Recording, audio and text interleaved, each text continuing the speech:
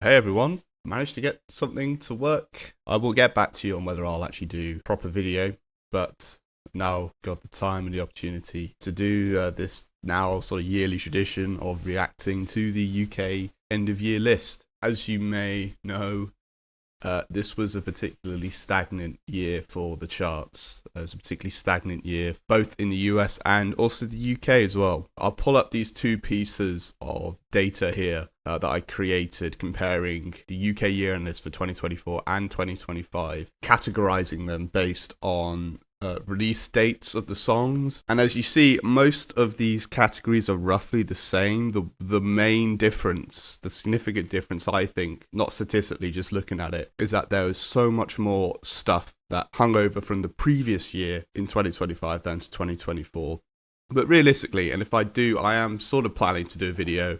Not going to guarantee it'll be finished, but I am planning to do some kind of year-end video, so I may repeat this then. But I reckon we're now in a new era for the mainstream, where I think streaming has just killed novelty as like a musical phenomenon, at least when it comes to the charts. And that this era, we entered it sometime over last year, and last year's exciting second quartile just hid the fact that this is the new reality and this is just how music operates in the mid-2020s. Now, going through, seeing a lot of the year-to-date stuff for 2025 this year, I can say in my opinion, I think the top 10 is better than I worried it was going to be. I mean, compared to last year, we do have one carryover from the previous top 10, which is not like an unusual phenomenon in the 2020s nowadays. And we also had a song from, lower down that jumped into the top 10. Otherwise, as you will see when we get to the 11 to 20 range, it could have been so much worse. There was going to be more than one song from the previous year-end top 10. Now, as we established last year, RE is likely supposed to mean if it was in the year-end top 200 for the previous year, and then it entered the 100 for this year. We have got 3 songs that look like they were in 2024's year-end 200. I'm not surprised really by any of them. I guess Pink Pony Club, I couldn't really track it, but I knew it did around about 400k last year. That's So True was very close to making last year's list. It was just about a couple thousand short. But otherwise, now, obviously, it's not as fresh as last year's one, but we have at least got 3 songs from this year. Of course, the number 1 song, Ordinary, which, if it wasn't for the ACR chart rule, would have actually tied, I believe, for being the longest running number 1 in history. But yes, also we got Golden at number 4. And it was very nice to see Man I Need sneak in the last 2 weeks of the year. That one's really been a victim of the ACR rule. Several of these weeks here, I think it hit ACR over here and it stayed in the top 5, which really shows what a massive hit it is, because otherwise I think for a couple of these weeks it would have been number 1. Also, just a quick mention about quality. I didn't really like last year's year-end top 10 that much. I think the music here is pretty good. I mean, I personally do not like this song at all. But, I mean, these are 2 really good songs. I think. And I don't really mind any of the rest. But the year-end top 10, maybe compared to the US, looks fresher. But going down the rest of this list, we'll really see the effect of there not being the same kind of cut-off rules for these lists, because the 11 to 20 range is awful. Like, look, Birds of a Feather down 4 from last year. Almost made the year-end top 10 again. Then you got The Days, the Notion remix. And then Good Luck Babe, which was also year-end top 10 last year. Lose Control, year-end top 5 last year. Then you've got 2 new Somber songs. Then Espresso, which is also year-end top 5 last year. And then Sailor Song, Taste. So that's in the year 11 to 20 range. You've only got less than half of them are new songs. And 4 of them are from the top 10 of the previous year.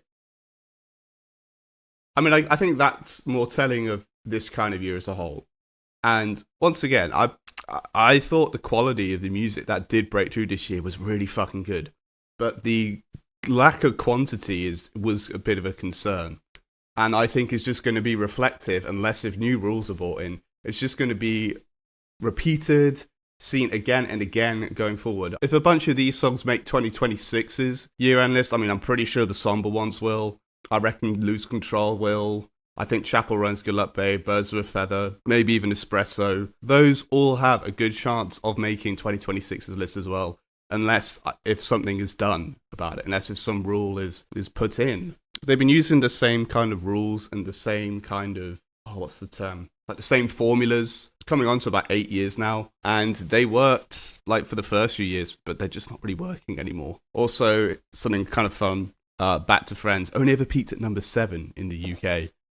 But it's 15 on the list, and Undressed, which was actually in the top 10 for longer, peaked to number 5, is even lower. And if you see here, I think it hit ACR around about this week, but then despite being on ACR and falling almost out of the top 40, it then rose back into the top 20. Like, I had a really big second wind. Going further down into the next 10, once again, I mean, that is almost half repeating another song in the year-end top 10 of last year, another song that almost made the year-end top 10 last year, and not massive amounts of 2025 stuff. I mean, you got Manchild there, you got Sports Car there, that was a release 2024. Olivia Dean, of course, having a big year. Iris was a pretty interesting one because despite being on ACR, it actually re-entered the weekly top 40 for a week, I think in November or October, and it was its biggest year yet. The Fate of Ophelia is the only song released in the last quartile of the year to actually make the list. I will say, I'm a little surprised that Alex Warren's Carry You Home wasn't on last year's year-end top 200. Something quite fun, actually, is that Mr. Brightside is lower on the year-end list for the first time. It'll be interesting to see if that's a pattern that will continue. And once again, I mean, 2 more songs, the final 2 songs from last year's year-end top 5, 33 and 34. And they were bigger and held on longer than No Broke Boys, which is in the top 10 for months. And here's another song that has been on many year-end lists, reaching a new year-end peak. And it was bigger than Rein Me In, which is also in the top 10 for months upon months. Also, by the way, what a big year it was for Sabrina Carpenter, who I think is it 6 songs on this list? 6. Something kind of cool, actually, as Last Christmas is, much lower. A lot of the Christmas stuff this year, there's only 2 Christmas songs on the list. And maybe part of that is because of how the tracking week for this year doesn't include Boxing Day to the end of the year. I think also Christmas music just wasn't doing as well as normal. And anyway, look at this. Look at how bad this is. Oh my god. I didn't actually realise this when I listened to the countdown, but holy shit, 51 to 56 are all repeats. And in this range here, there's only one actual proper new song, plus this song, which almost made last year's list, and this one, which I don't think it almost made last year's list, but it may have made the 200 of last year, and of course was a repeat because of the Super Bowl, which happened earlier on, and we passed Not Like Us and calls Not Like Us to hit number 1 again, had a big resurgence of a lot of Kendrick stuff. But yeah, I mean, Jesus, this was the first year that The Chain has made the list. Also the first year for Creep. I think The Chain apparently almost made 2021's list. Austin by Dasher, I think that's the last song from last year's year-end top 10. Which, yes, all of last year's year-end top 10 were higher than 65 on this list. And then you've got a bunch of songs that were actually from this year and actually came out this year, a lot lower than some of these. And of course those 7, 8, 9 songs just above that were all repeats. Well, actually, Timeless was last year, but it held up a little better than I thought. I wondered if The Weeknd was going to have a similar thing like he did with Popular the previous year, but no, this song still holds up very well. I also haven't mentioned too about the success of K-pop Demon Hunters. I think there's 5 songs from that film on this list. Sombra's probably going to do much better with 12 to 12 next year. Family Matters by Sky Newman. Sky Newman's probably the only person you could say without a doubt who was the biggest breakout of the year. Like, technically Olivia Dean and Lola Young had some success, even some chart success before 2025, and this person just seemed to come out of nowhere, had a bunch of viral videos, and she's good. I like her. I think it's a good song, and I think one of the slightly more subtly crazy things about this list, Anxiety by Doechii, which was in the top 10 for 9 weeks before hitting ACR, hit number 3, is all the way down to 70. According to some of the people doing the predictions, this song was only doing about 2,500 chart sales a week towards the end of the year, which is piddly. This is, without a question, a song we're leaving in 2025. I got so annoyed that Someone You Love repeated. I think this is its lowest position since its release. Of course, Lewis Capaldi did release some music this year, which caused this song to have a boost. None of which is actually going to be on this list, by the way. You know, I'll get into it now. I thought about getting into it later. I don't remember the last time we had a year, well, not just one, but 2 number ones from like the middle of the year that weren't charity songs missed this list. That being Survive and also The Subway by Chappell Roan, both of which ended up missing this list. It's like in this list, you kind of got blocks of old and then blocks of slightly new and then blocks of old and new and old and new. Sam Fender released an album this year. We went past the 2 big songs from it. So that did cause a bit of a streaming boost for this song, which is why it's back. And also Daisies only being 79. I think we did have a bit of a chart sales slump in the middle of the year. But also, I don't remember the last time. Actually, I don't think there has ever been a time where the number 1 spot was affected so badly by ACR. I'll actually pull something up here.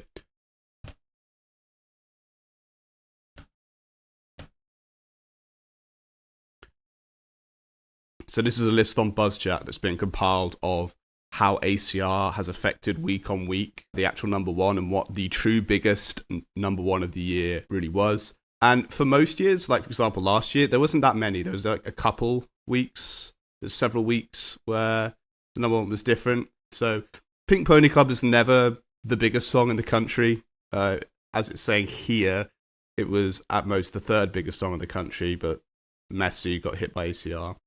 And then, I think going further down, you can see Alex Warren's Ordinary would have been number 1 for a bunch of weeks. Dior never would have hit number 1. Daisies never would have hit number 1. The thing I mentioned about Man I Need as well would have returned to number 1 if it wasn't on ACR. So, yeah, I think there was like 3 number 1 hits this year that technically were never the biggest songs in the country.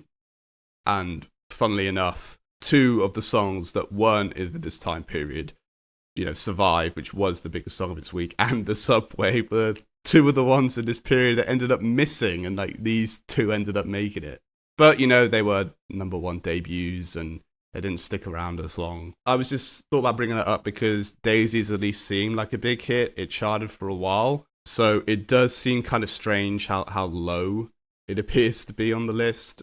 I will mention this in a video if I make it, but the comeback of 2025 was Skepta, who had a terrible year the previous year, except for the Playboi Carti song he released at the start of the year. I liked everything he charted, including this one, which I didn't like at first, but it's really grown on me. I'm probably wrong about this, but it really felt like these 2 brought back 140. And I say that even despite being kind of sick of Fred again now, because he's just everywhere. But this is now his highest year-end position as a lead artist. At the rate he's going, at the overexposure he's getting, he could get even higher with another song next year, who knows. And yeah, great to see All I Want for Christmas Is You so low this year, very low. I think this could be it's the lowest it's been in like 5 years. Yeah, lowest since 2019. And yeah, just another terrible block of just a bunch of songs that are, you know, won't go the fuck away. Bunch of old classic songs that, you know, I personally don't want to see these on these lists anymore. Don't Look Back in Anger. That's interesting to see because technically this is its 2nd official year-end top 100 after 96. As it's mentioning here, there would have been 8 weeks where it was in the year-end top 200. It was very close to making last year's list and it fell out. But, you know, Oasis did have their touring this year, so it, you know, makes sense to see it here. And then of the new songs in this bracket, I mean, we covered Victory Lap. You got What It Sounds Like, which had its chart run look a little funny because of the 3-song per artist rule, and it didn't actually chart until October, even though it did most of its chart sales before. And then I think it's quite cool to see Say My Name here, not because it's like a great song or anything, it's whatever, but it's not that common to see new music which only peaks at like 25, that low, to actually make the lists anymore. But yeah, 18 weeks in the top 40, 18, like from April all the way to August. And then going down towards the final 10, The Night We Met, another repeat, Feel Good Inc., Gorillaz. Okay, that one's interesting because it shows that it hasn't been in any of the year-end top 200. It was on the 2005 list. That's a mistake. It was just one. It's on the 2005 list and the 2025 list. Slow It Down by Benson Boone, yes, that did repeat this year. Go Your Own Way by Fleetwood Mac, the second year-end top 100 it's made. The Scientist by Coldplay, which, okay, interesting to see that it was on a previous year-end top 200 because this song actually completely missed the year-end list it was on. I think it came out in 2002, didn't it? So this is its first official year-end placement, and it only charted for like a week. Another thing about this list is that every song on it actually charted for 1 week at 100. But every song on this list, every single one, including all the old dinosaurs, all charted this year. And on the surface, that seems like a good thing, because having songs on year-end lists that never actually touch the weekly charts sounds like a really stupid phenomenon. But if you actually think about it, it's a bad thing, because the reason these songs were able to chart was because there was just so little going on for most of the year and so little sticking around that a song like The Scientist can claw its way into number 100. So yeah, on the surface, seems like a good thing, but I wouldn't really say it is. And then just keep this one. Like, this one was a top 10 hit, charted for half the year, top 20 for 9 weeks before getting hit by ACR. And it's only 96. I mean, just wow. Dog Days Are Over, sticking around again. Sorry I'm Here for Someone Else. It was cool to see that one actually stick around and make the list. That one I do really like. I really like this song, but also, it's another one that didn't have a massive peak, didn't seem to stick around that well, but it did. Everybody Wants to Rule the World repeating, and then the one I was really happy to see, Mutt by Leon Thomas, squeezing in at number 100, which its chart run was fairly short, I guess, but it's good to see it there, and I really like that song too. But yeah, I mean, on the whole, pretty bad list. I mean, not necessarily quality-wise, but in terms of reflecting a healthy year, it goes back to what I said at the start. I think we're at an era now where streaming has killed novelty for charting music. So I haven't even done the maths on how many repeats there are, but actually I'll have a quick look. Okay, I did a little bit of quick maths. 52 new songs, so 48 repeats. 48 songs repeating in some kind of form, whether that be they were on the previous year list or they returned. But of the 52 that aren't repeats, 3 of them are very old songs.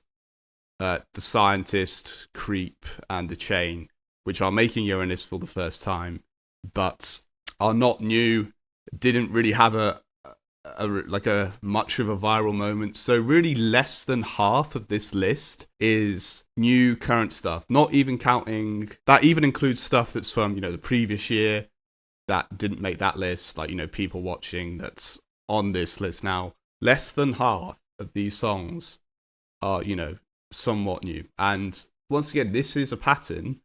I've been documenting this for the past 5-6 years. I've been calling it for ages. This is just, we're going to see it again. We'll see similar in 2026. I know everyone wants to be really optimistic about that year, but even last year, which everyone raved about as a great year, we still saw a lot more old stuff than we did the previous year, and it was stagnant for most of that year, to be honest. So I think it's just going to be the same kind of thing. I mean, we can hope and pray for, Olivia Dean and SD Kid to at least shake things up a bit. You know, there's been a lot of talk about how it's been a really good year for British artists. It's been a fairly good year. It's been better than last year, but I don't think it was as good as like 2023 or 2022. And also, we just seem to have less artists filling up these spaces now. I don't know if anyone else has noticed that. It's more of a homogenous group of charting artists nowadays, because not only are less songs charting, but less artists are having the opportunity to chart. So yeah, you know, dire times once again. You know, I used to defend all these rules, ACR and stuff, but now I'm a bit tired of them. I want to see a change, or at the very least, some other kind of year-end list that can actually show you the stuff that was at least novel from this year, instead of just like having lists with Sex on the Fire, Mr. Brightside, and Take Me to Church, and songs that are just going to be on these lists forever, or at least for, you know, 10 or so years before they get culturally phased out. But yeah, on the mode, maybe I'll be making more videos coming up, I don't know. But thanks for watching, and I wish you all a very good 2026.